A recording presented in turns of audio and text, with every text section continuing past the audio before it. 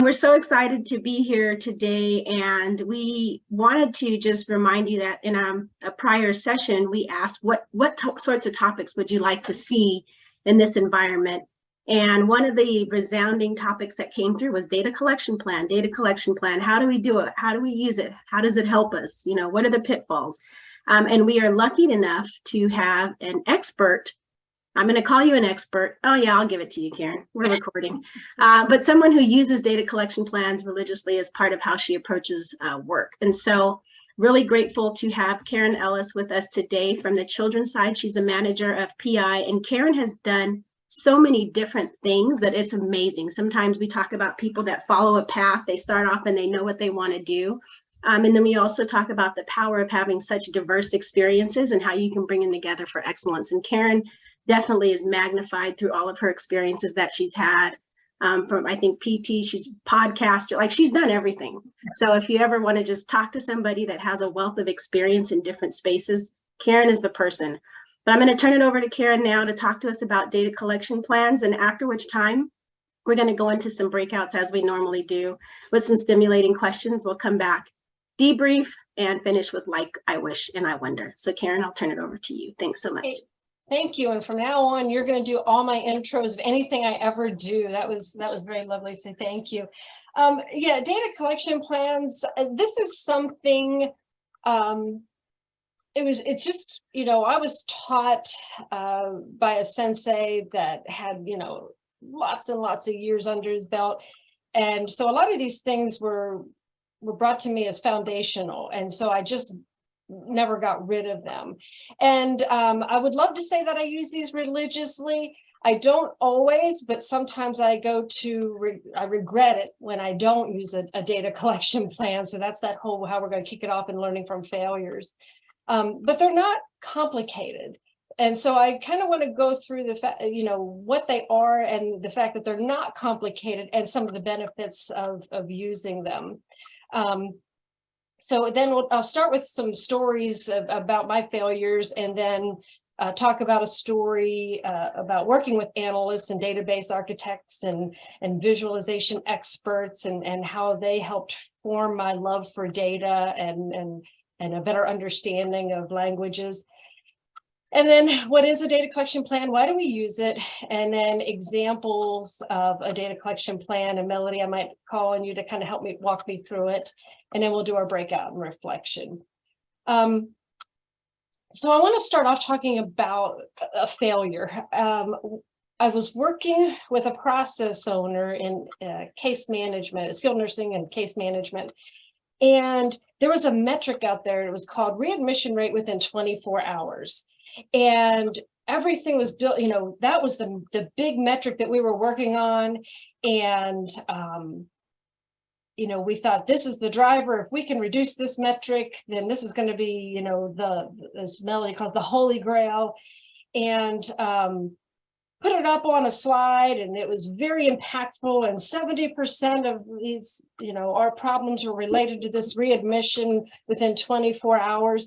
And immediately, and this was in front of like the VPs, it was in front of like all sorts of people. And all of a sudden these hands started to go up, and they say, that doesn't jive with what the data is telling us that we're getting from over here. And come to find out that for the year that I was involved in the project, and the 3 years that this person was involved with this metric, had a completely different definition of what that metric meant, where it was sourced, what it meant between us and between the data team. And so the data team had one definition, we had a completely other definition, and therefore it was completely changing how we looked at what we did. And so that was one of those failing forward where there was a lesson learned, and you're like, okay, I'm going to have to really understand where it came from and how it's defined, so that we're all speaking off the same page. And then another time, this is my last job. I had the pleasure or the was just very lucky to work very closely with the analysts, the data architects, and the visualization experts.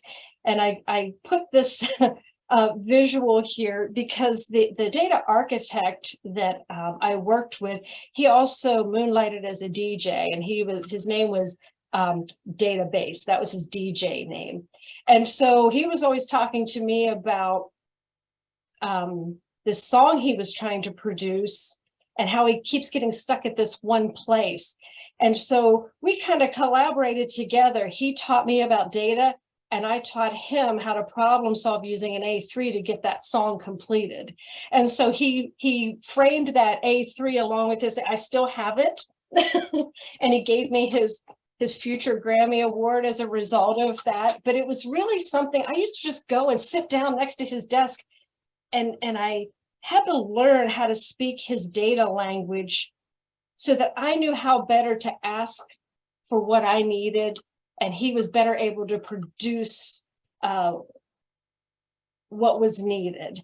And so I really started thinking about, and that's when I started taking courses in SQL and Tableau and things like that, because I wanted to be able to speak his language, because it was a completely different language than what I was speaking as a supplier or as a customer of his. So these are ways how data kind of impacts us on a day-to-day basis. And so I'm always thinking about ways to make sure I'm on the same page and sure I have the right language. Does that resonate with any of y'all? Does that ever happen to anybody? Feel free to share if you want to, but I see a couple heads shaking where it didn't. Does anybody, Jakari, I saw your head shaking. Did you want to share at all? Well, I'm always baffled when we don't align in language, right? If I'm speaking English and you're speaking Spanish, we just are never going to align. And the same thing happens with data. Same thing happens with improvement in general. So a lot of times having that opportunity to give operational definitions and make sure we're aligned before we trudge down a path is just important. Yeah. And that's why I started just calling it speaking the same language. Data, PI has a language, data has a language, and they are not the same. And so we do have to get an understanding of each other. So Karen, oh, sorry. Yeah, Jay. something I was going to add, you made me think of a survey, a Joint Commission survey I was supporting. Oh, this had to have been like 6-7 years ago. And we were reporting some data. I reported it one way to the Joint Commission, and then the clinical team reported it a different way. And honestly, they were fine, but the finding they had was that we're not using the same data. And so it led to a finding that they're like, now we're going to pursue this because we see that you guys aren't aligned. And so it's a real thing.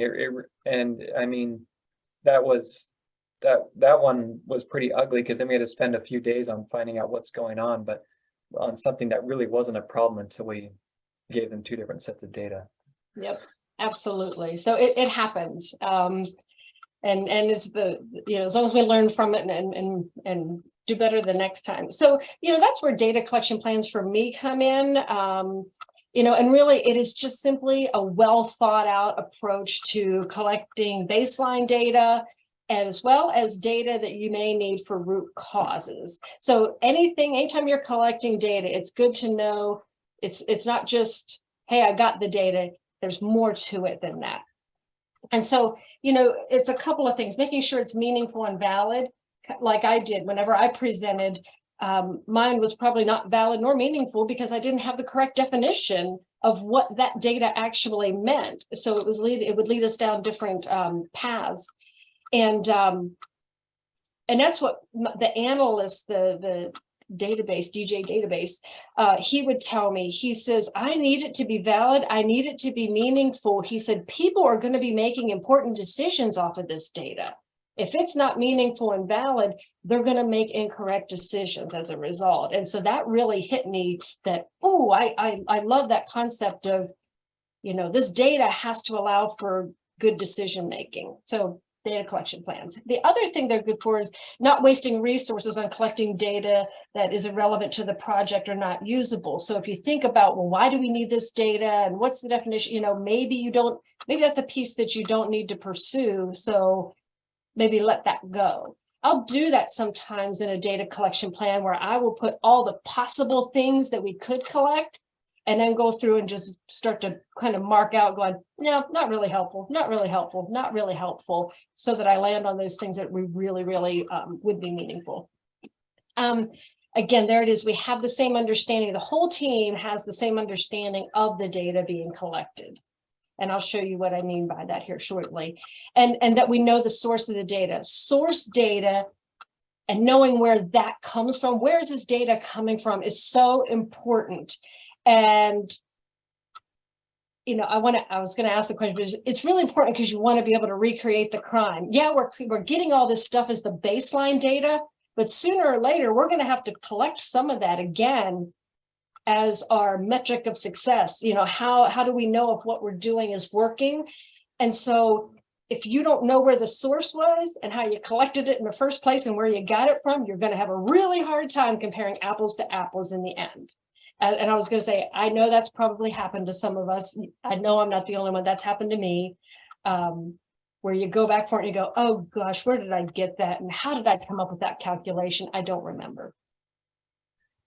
This is over to the right. I just found this visual. I thought that I would put in there. It's a little more in depth than usually what I do, but it does break down some of the things that you could collect or why you could collect data as well, but I'm not going to go through each step.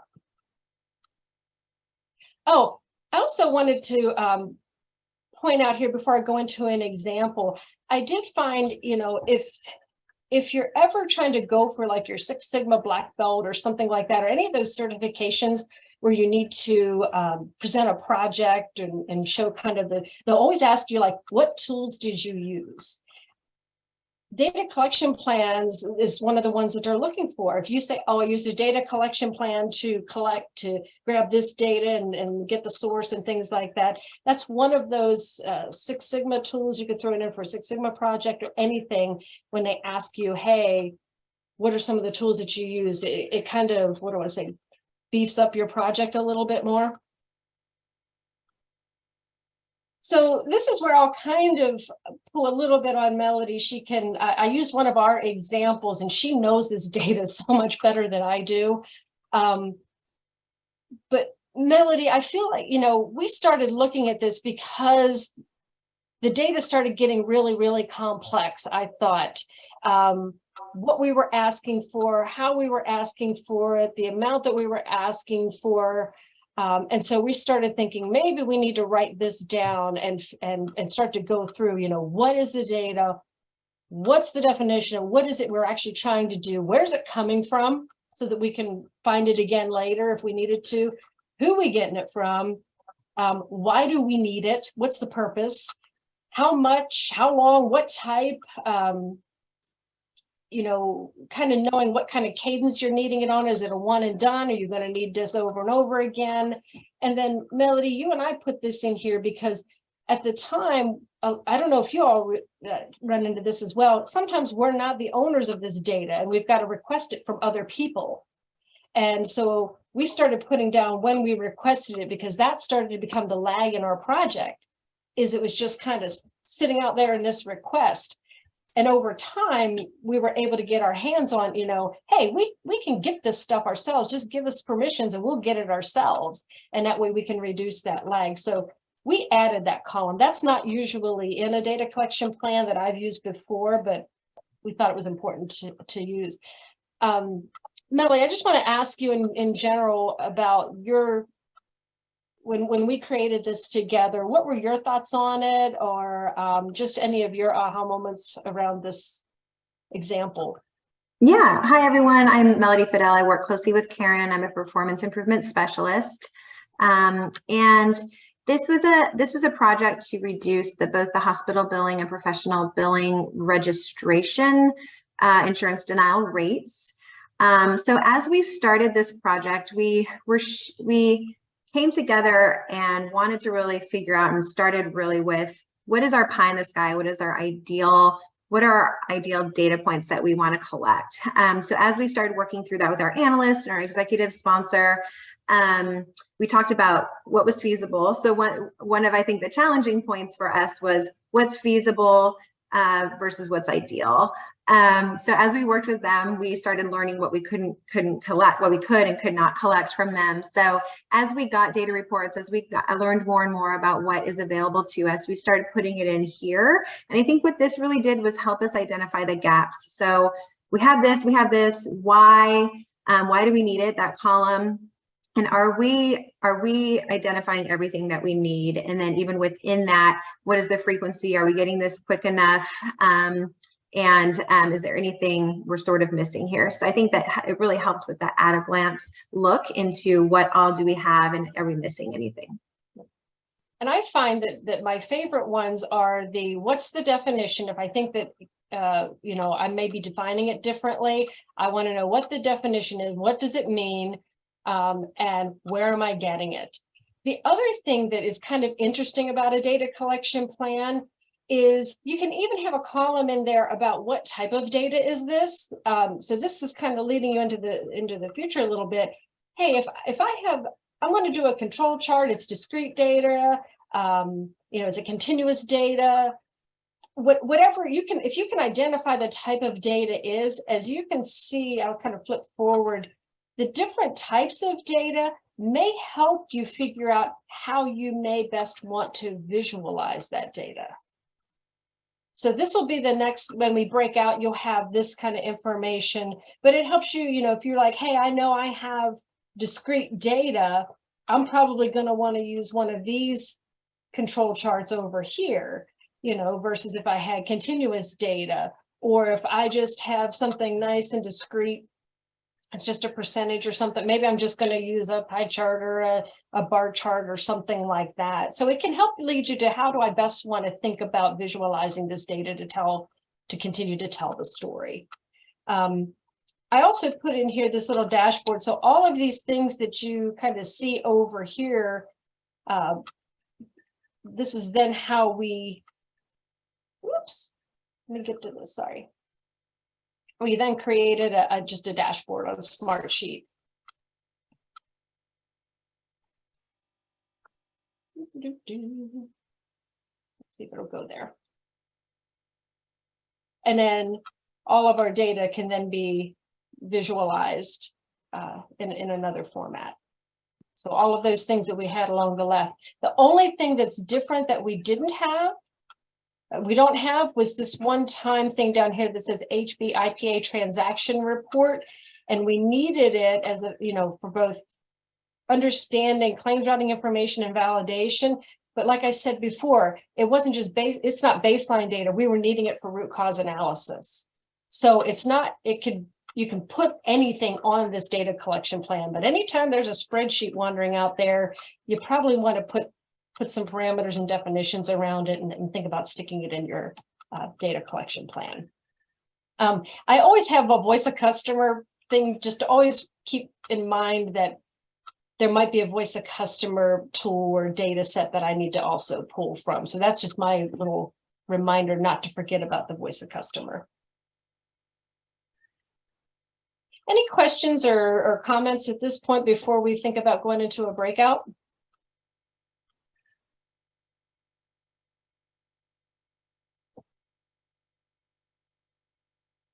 I just appreciate how comprehensive the data collection plan is. It really touches on everything you need to think about as you're reaching out for data, trying to figure out what data is really important. And it's also what Jake likes to say, it's a visual way to look at it, which will allow you to build consensus with your team that, yes, this is really what we should be doing. Anytime the visual is there, it just makes it that much more clear. I will tell you, I needed this. I probably needed this because Melody kept, every time I would say something, she's like, no, you're talking about PB rates. You really mean HB. Well, what about, but you mean by DC? No, we can't get that by DC. No, we can't get that by percentage. And so we had to kind of put it down there so that I think I stopped asking all those dumb questions over and over again. But I think once we did this, it really did help.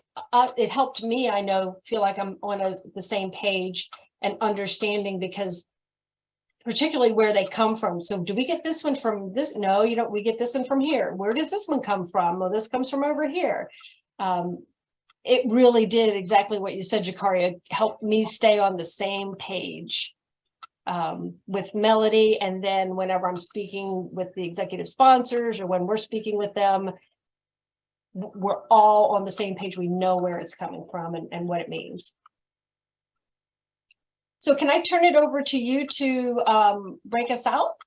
Absolutely. I will And- tell you, I haven't seen the questions that were on there. I have not looked at those new questions. So if there's any major changes, you may want to.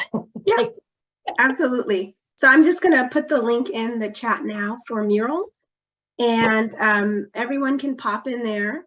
We'll be breaking out for about, Selena, if you can bring us back in 20 minutes. The first question is a get to know you question, so it should be really fun. And then the rest of the conversation really will be spurred around data collection plans. So if you're able to get through the questions and, make sure that you get to meet each other, because that's the purpose of our community. So with that being said, Selena, if you want to send us out into our groups and bring us back in 20 minutes. But Did I not get the it? presenter view. That's fine. This is the song. Can you hear it? Yes, we can hear Yes. it. Okay, I'll go. Giving up, sitting cross-legged on the floor. 25 or 6 to 4.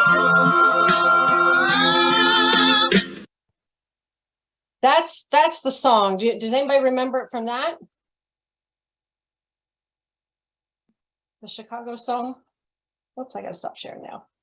I do. I marched that in college in marching band. Really? Yes. Thank you, Joy, for saving me.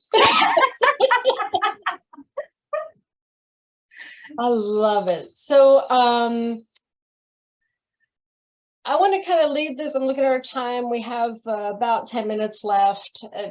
I wasn't going to show the mural board, but what I was going to do is just see if each team would kind of go through and give talk a few minutes about their ahas around their discussion, or maybe something that they may do differently as a result of the conversation that they had in the breakout group.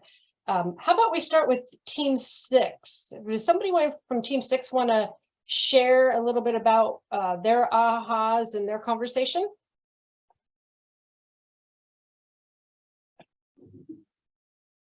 Does anybody remember what team numbers we were?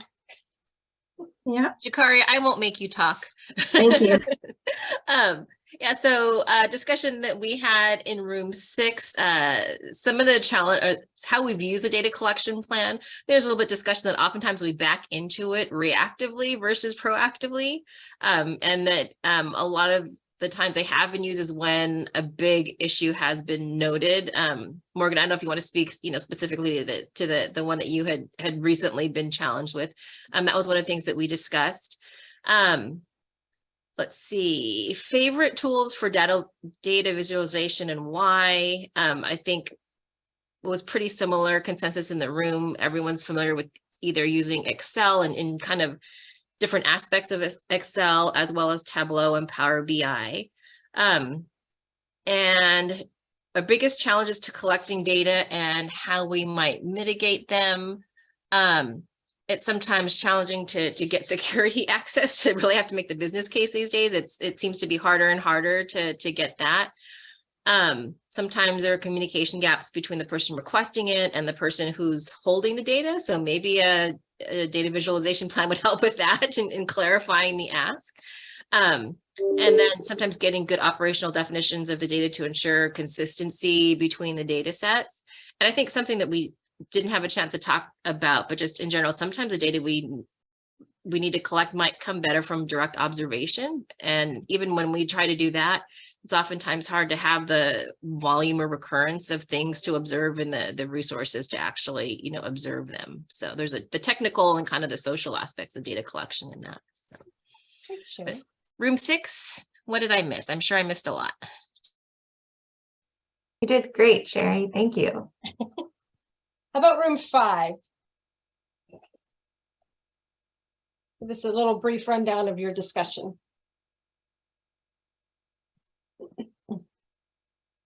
Any aha moments or anything you may do differently?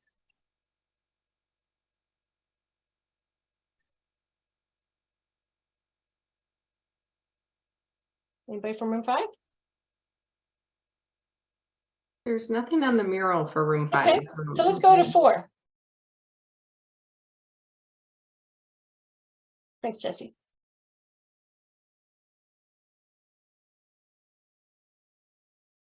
I mean, do you want to take it or you want me to?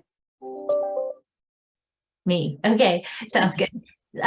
So we had, I think one just a good reminder for me was to use data collection plans, and that like one, we talked a bit about making sure that we're getting the right participation to know what is it that we should be getting. How do we make sure that we have the right definitions? Do we have the right people that we're talking to be able to get them? How do we, if it's manual data, how are we making sure that we're actually getting the results, that people are turning it in? In our room, the big solution for a lot of it is making sure that we have dashboards that everybody has access to, so that way they're all using the same data. Especially if they can be automated, then it makes it really easy for people to have the right information at the right time to be able to make good decisions.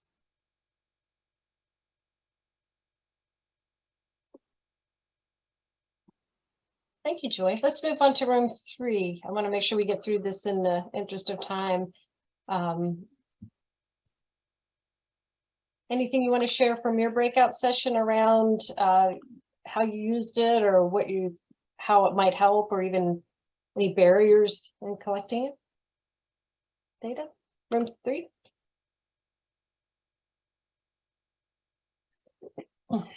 Anyone in room 3 that want to take this? Otherwise, I can go. You want to do it? You do it. Go ahead. Well, I guess we had a good conversation on like the barriers, and like some points that we made was that technology doesn't communicate between the different data systems. Another thing is the adult side epics on the adult side and the children's don't necessarily talk well with each other. And what was it? Oh, the write session. Barrier with the write session is not collecting data from the beginning for baseline that you can compare towards the end to see the improvement. And so that was a barrier that was brought up. But yeah. Anything else you want to add, Mohammed? Thanks, Noah. Yeah, I think he pretty much covered most of it. Something I would add is I think a reflection. A lot of people realize that they don't really use data collection plans, or they've we never have used it. So that the reflection is, so they went through some projects, but realizing that we don't have really enough data to support that this is a real problem. And knowing that this tool can be used now, they can, how do we know that we have a problem? We have that we got some data and we can connect it, that, we have that. And of course we can also realize that there's a connection to the true north, which you realize in that template. So I think just knowing this tool, I think was it's very productive for the teams. And it's a tool. It's one more thing in that toolbox. It's not necessary to pull out all the time, but it's there, and it can help. It can help keep things from getting messy down the line. So yeah. Definitely. I know okay, in about 60 seconds, room 2, anything else you wanted to add around your discussion?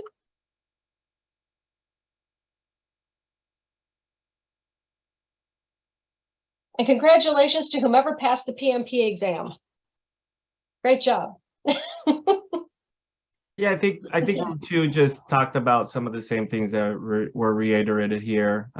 Really focused on how we used data in the past, and trying to dig deeper and getting as much data as we can to make our project rich and meaningful. And a lot of our group is well versed in using a lot of tools for data collection: Tableau, Epic, Excel. it's out there, but not all of us know how to use all of it. But the ones we do use, we know we can use it well and have been used in our projects. Thanks, Jose. And then Melody, is there anything that you wanted to just add from room one briefly? Because I got to turn it over to you to close this out. Sure. I'll just be really quick. So we agree we had a lot of the same discussions that you all had. I think just some other things to point out is we had talked about, because a lot of times we're expected to be able to speak to the data and while we present out on the project, while we go and talk to other stakeholders, we want to be able to really understand the source and everything about our data. So sometimes as we're collecting the data, we don't necessarily think to jot all of that down. And so this just helps us prepare to be able to answer all the questions around the questions that inevitably will come around. Well, where did you get the data? What is this from? What time period, et cetera? So it's just helping us collect it all up front. And then as we start a project, sometimes as we engage with the stakeholders, they're not always sure, or with the project team, they're not always sure what metrics they want to use. And so we were talking about how this can really help ID just all the different outcomes that we can have, all the different metrics we can have, what could help us get to those outcomes, how can we measure success? So it just helps us as a starting point, get everything down. And then as we go through, we can say, this is feasible, this is not, how do we get this? Et cetera. And then lastly, I think just talking about some projects and some team members just really deal mainly with qualitative data. So there can be challenges around, how do we sort of how do we get into the quantitative realm with some of our data? So we talked a little bit about being able to code that and everything, but some challenges with feeling like maybe this isn't as relevant, but that's not necessarily true either. So. And then Karen had a good point. In the end, you can always go talk to the analyst. So when in doubt, so go make friends with them and talk about everything you could do. So. Thank you all. Thanks for the discussion, and it's great getting to meet everybody. And Jakari, I know I didn't give you a lot of time, but I'm going to turn it back over to you. That's okay. Time, Shmine, we got this. So I'm putting in the chat the link to the mural again. It's our chance to collect data from you. We'd like to know what you like, wish, and wonder about today's session or about future sessions. So if you just pull the mural down a little bit further, we would love to hear from you with regards to what you like today, what you wish we also may have tackled or done differently, done in addition to, and what you wonder about what the future may look like, or topics or things of that nature. The other thing I'd like to do, if I'm not sure, is Ryan still close, is I would like to have him put in a plug for what our next session is going to be. I hope today that you all, the purpose of this group is to share information, to continue learning together, and to create community. So I hope, number one, you met someone you didn't know before, and that you learned that you had more superpowers than you were aware of, and that these tools really are here. They're usable, and that there's people in the organization that can help you understand them if you need that. So Ryan, if you could just kind of tell us what we're in store for April, that would be awesome. Yeah, sure. If you can all see my background. So we have for April, what we're planning to do is talk about how do we build a innovative culture, somewhat like a water cooler culture community virtually. We know that some of us are in person, some of us are hybrid, some of us are remote. And there are companies like Google and Apple who have mandated people to come back in the office for innovation, which is interesting because they're so innovative companies, and yet they're saying you have to do it this way. So I'm really curious from our group, and I'd like to have a conversation around that topic of how do we do it? Is it possible? And if so, what are some of the tools that we can use to help bring this virtual environment to more like what we would have in person around a water cooler? So that's it. And we'd love for you to spread the word to others about this group, because the more the better. I love that we had a big group today, and I'm seeing new faces. So thank you all for coming. All right, with that being said, everybody have a fantastic Thursday. Hopefully, if it's not raining where you are, you get a chance to take a walk, do something healthy for yourself, and we'll see you in April. Thank you, Jakaria. Thank you, everybody. Thank you, Karen. Thank you.